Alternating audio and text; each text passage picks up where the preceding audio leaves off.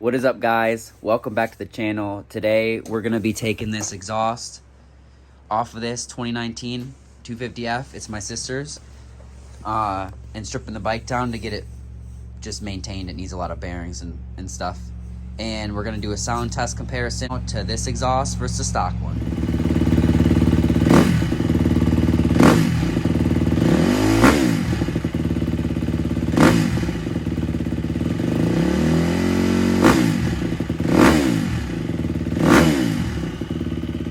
Yeah, that's a sound test. There's a hole in the silencer here as well, so you know if you actually put your hand back here, it blows out the side, so it kind of affects the way it sounds. But I'll give you guys a comparison to the stock exhaust when it's removed.